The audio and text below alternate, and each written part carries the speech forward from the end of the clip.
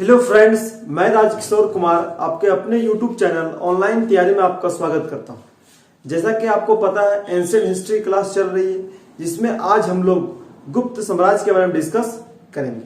पिछले वीडियो में हम लोग मौर्योत्तर काल के बारे में डिस्कस किए थे, जिसमें शुंग वंश, कण्व वंश, सातवाहन वंश, वाकाटक वंश, इन सारे वंशों के बारे में डिस्कस किए थे। तो आज उससे आगे गुप्त साम्राज्य के बारे में डिस्कस करेंगे। तो चलिए स्टार्ट करते हैं।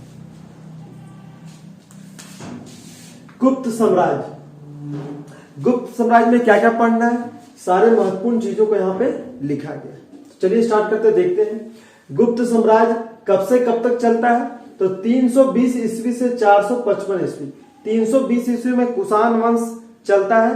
कब? मौर्योत्तर काल में। विदेशी उत्तराधिकारी में कुषाण वंश समाप्त होते ही गुप्त साम्राज्य का उदय हो जाता है। तो वही गुप्त साम्राज्य के बारे में आज हम लोग डिस्कस करेंगे। तो गुप्त साम्राज्य, कुषाण साम्राज्य के समाप्ति के बाद गुप्त साम्राज्य की स्थापना होती है। और उसका टाइम पीरियड कब से कब तक होता है? तो 320 ईस्वी से 455 ईस्वी तक गुप्त साम्राज्य का शासन चलता है।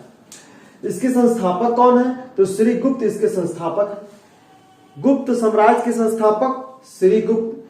यह गद्दी पर कब बैठता है? तो 240 ईस्वी में बैठता है। कब तक रहता है? 280 ईस्वी तक, 40 वर्षों तक शासन करता है श्री गुप्त। कौन थे श्री गुप्त? तो गुप्त वंश के संस्थापक थे। इसकी जानकारी मिलती कहां से है? तो इसकी जानकारी ताम्रपत्र अभिलेख से मिलती है। और इसने एक उपाधि धारण की थी, उसका क्या नाम था? महाराज। तो श्री गुप्त ने महाराज की उपाधि धारण की थी। ये गुप्त वंश के संस्थापक थे। इन्होंने 240 ईस्वी में गद्दी में बैठा और 280 ईस्वी तक शासन किया। इसकी जानकारी कहां से मिलती है? तो ताम्रपत्र अभिलेख से जानकारी इसकी मिलती है। किसकी? तो गुप्त वंश के संस्थापक श्रीगुप्त की। अब श्रीगुप्त के बाद जो उत्तराधिकारी गुप्त साम्राज्य के होते हैं, वो होते हैं घटोत्कच गुप्त। 280 ईस्वी में गद्दी पर बैठता है। कब तक रहता है? 319 ईस्वी तक रहता है। और ये घटोत्कच गुप्त की जानकारी कहां से मिलती है? तो इसकी जानकारी रिद्धपुर ताम्रपत्र अभिलेख से मिलती है। इसके पहले उत्तराधिकारी की जानकारी ताम्रपत्र अभिलेख से मिलती है। और घटोत्कच गुप्त की जानकारी रिद्धपुर ताम्रपत्र अभिलेख से मिलती है। इसने उपाधि क्या धारण की थी? तो इसने भी उपाधि महाराज की धारण की हुई थी। तो श्रीगुप्त और घटोत्कच गुप्त दोनों ही महाराज की उपाधि धारण की थी। और सबसे इंपॉर्टेंट यह कि दोनों जो शासक थे, श्रीगुप्त और घटोत्कच गुप्त, दोनों ही अस्वतंत्र शासक थे। क्या थे? अस्वतंत्र शासक थे, मतलब पूर्ण रूप से स्वतंत्र नहीं थे। स्वतंत्र शासक थे। तो सारे में इनका कब्जा नहीं था। इनके जितने कुछ क्षेत्राधिकार थे जिसमें ये शासन नहीं करते, दोनों ये थे क्या? अस्वतंत्र शासक थे।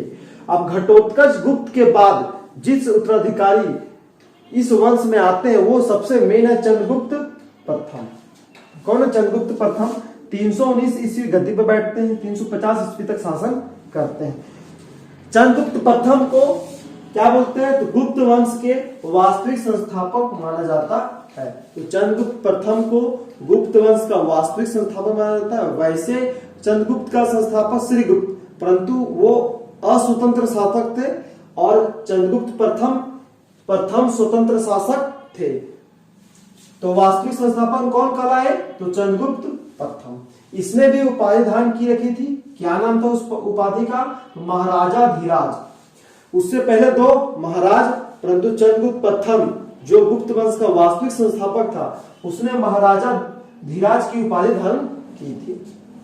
और इसकी राजधानी पाटलिपुत्र थी। और ये पाटलिपुत्र है कहां? तो बिहार में है। तो मौर्योत्तर काल में जब बिहार में शासन करते थे, कुषाण वंश हो गए, शुंग वंश, कण्व वंश, सातवाहन वंश, उसके बाद गुप्त साम्राज्य की स्थापना हुई।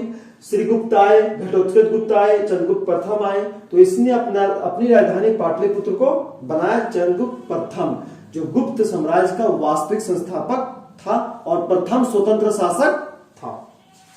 नेक्स्ट देखते हैं, चंद्रगुप्त प्रथम का उल्लेख कहां से मिलता है? तो मथुरा अभिलेख से चंद्रगुप्त प्रथम की जानकारी मिलती है। पहले इसकी जानकारी ताम्रपत्र अभिलेख से, दूसरे की रिद्धपुर ताम्रपत्र अभिलेख से, और चंद्रगुप्त प्रथम की जानकारी मथुरा अभिलेख से मिलती है।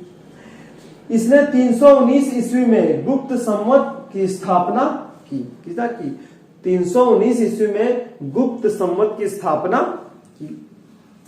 इसने विवाह किया और उस पत्नी का नाम क्या था? तो कुमार देवी था। तो लिच्छवी शासिका मतलब लिच्छवी राजकुमार की थी कौन? कुमार देवी। उससे चंद्रगुप्त प्रथम विवाह किया। चंद्रगुप्त प्रथम शासक जिसने सोने के सिक्के चलाए। तो चंद्रगुप्त वंश के पहले शासक चंद्रगुप्त प्रथम जिसने सोने के सिक्के चलाए। सोने के सिक्के चलाए। तो ऐसा कौन सा शासक जिसने सोने के सिक्के चलाए? तो चंद्रगुप्त प्रथम जो लिच्छवी राजकुमारी कुमार देवी से विवाह किया, सोने के सिक्के चलाए। अब उस सोने के सिक्के में एक और मतलब एक साइड क्या था? तो चंद्रगुप्त और कुमार देवी का चित्र था। एक साइड चंद्रगुप्त और अपनी पत्नी कुमार देवी की चित्र था और दूसरी ओर क्या था?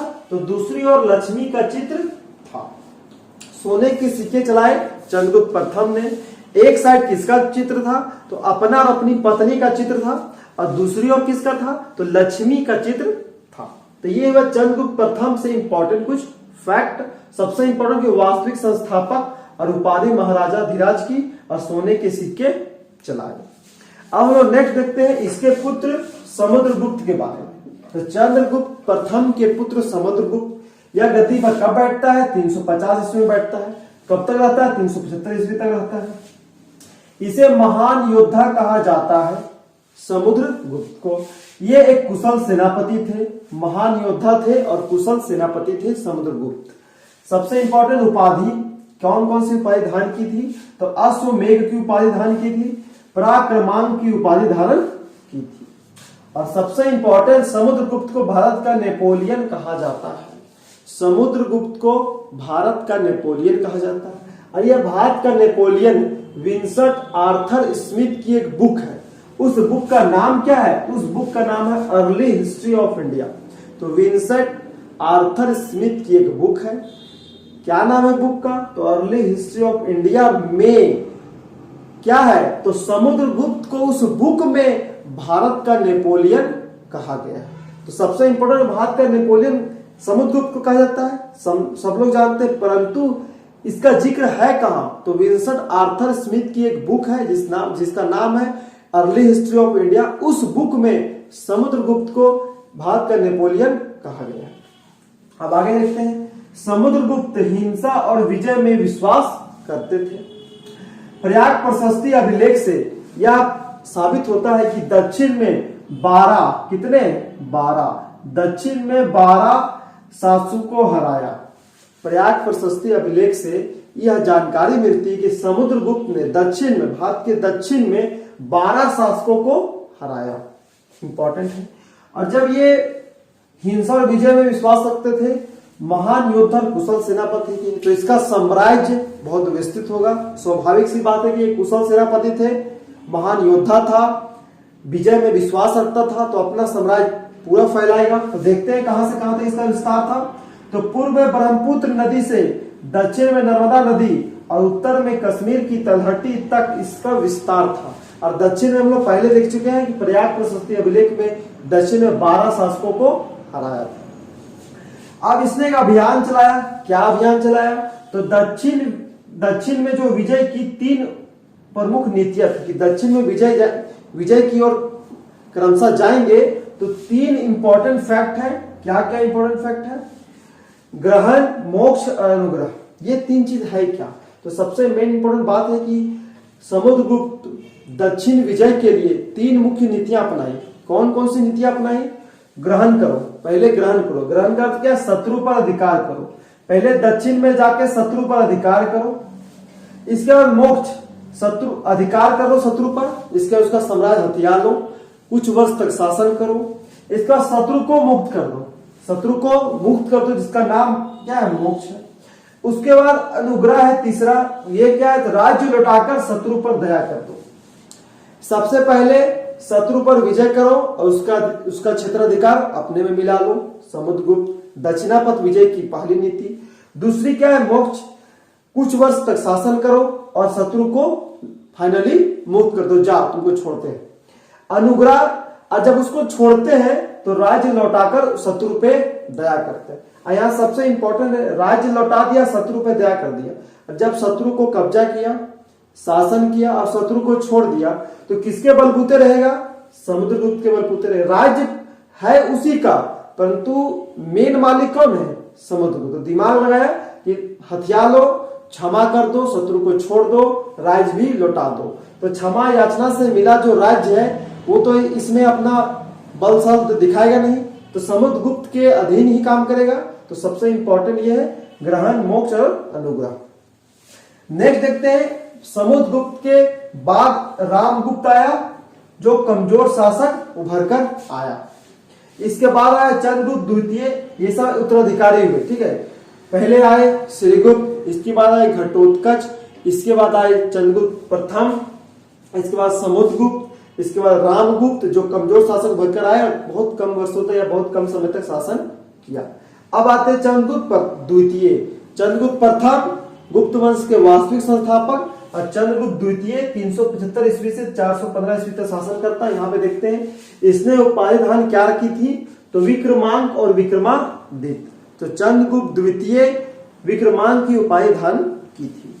नेक्स्ट देखते हैं इसके अन्य नाम कौन कौन से थे। अन्य नाम देवगुप्त थे, देवराज था और देवश्री था।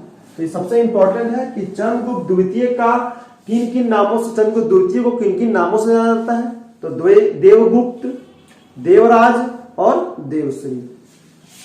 इसने अपना जो साम्राज्य था कहां से कहां तक था?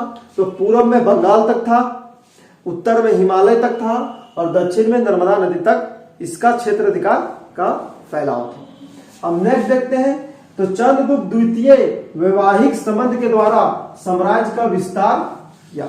इससे पहले हम लोग कहां पे देखे थे कि विवाह करो और साम्राज्य को फैलाओ। तो हर्यक वंश के संस्थापक बिंबिसार ने 3 शादियां की थी, तो वैवाहिक संबंध से अपना साम्राज्य का विस्तार किया था। कौन? तो हर्यक वंश के संस्थापक बिंबिसार ने। और इसमें गुप्त साम्राज्य के शासक चंद्रगुप्त द्वितीय ने भी विवाह करो और अपना साम्राज्य फैलाओ की नीति अपनाई।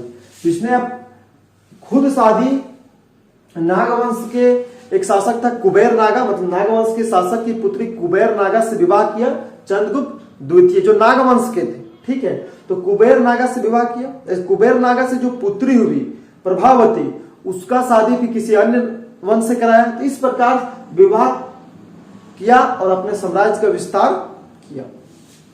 नेक्स्ट देखते हैं इसके शासन काल को साहित्य और कला का स्वर्ण युग कहा जाता है। सबसे इंपॉर्टेंट क्या? सबसे इंपॉर्टेंट कि चंद्रगुप्त द्वितीय के शासन काल को साहित्य और कला का स्वर्ण युग कहा जाता है। क्यों कहा जाता है? तो बहुत सारे मंदिर का निर्माण हुआ, वो हम लोग नेक्स्ट वीडियो में समझेंगे।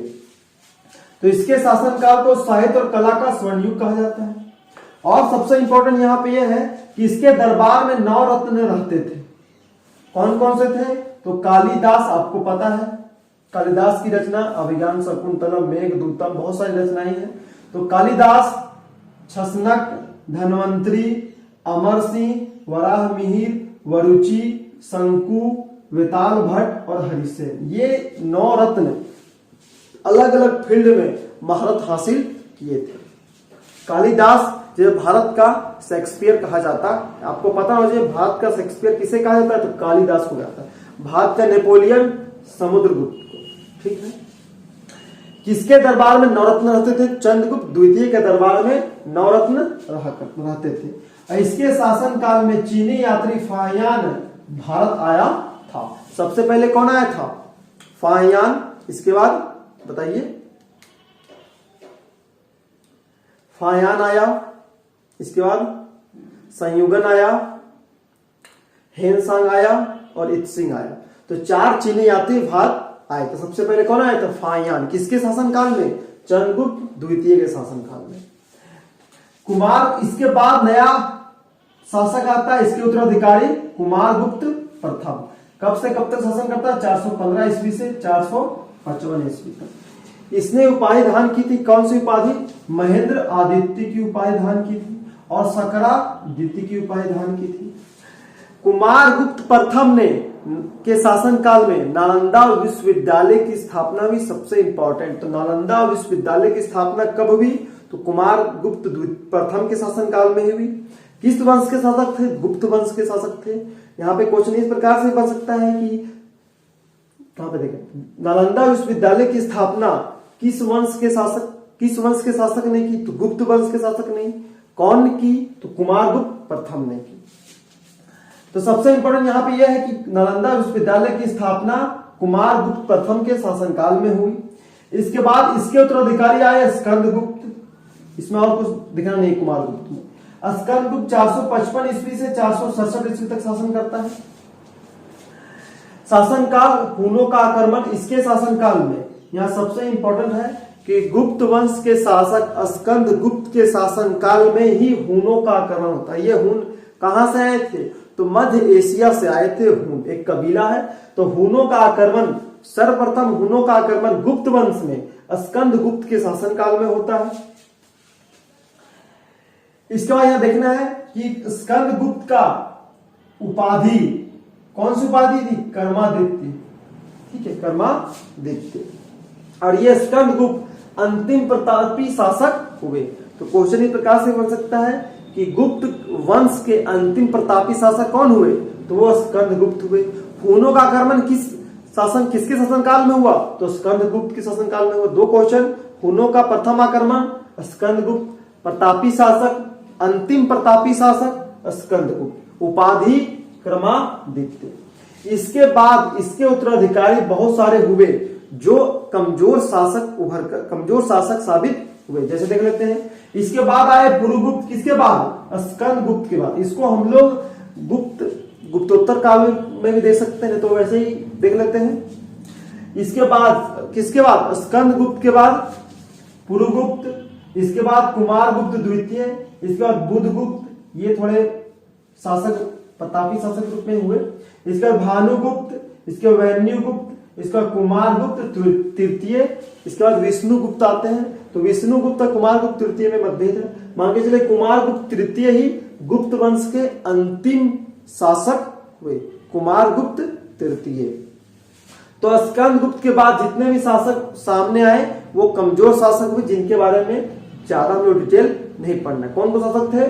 पुरुगुप्त, कुमारगुप्त द्वितीय, बुधगुप्त, भानुगुप्त, वैन्युगुप्त और कुमारगुप्त तृतीय, जो गुप्त वंश के अंतिम शासक थे। और जब इन सारे शासक मगध में, पाटलिपुत्र में अपना शासन किया, इधर नर्मदा नदी, उधर उत्तर में कश्मीर, पूर्व में बंगाल तक क्षेत्राधिकार था। इसके बाद इन सारे शासकों के आने के बाद वो सारे जितने भी क्षेत्राधिकार थे वो धीरे धीरे सिमटते गए। बहुत कम क्षेत्रों में गुप्त वंश का शासन था। इसी के कारण गुप्त वंश क्या हो गया? पतन हो गया। तो पतन के कारण क्या क्या थे? तो अयोग्य तथा कमजोर उत्तराधिकारी।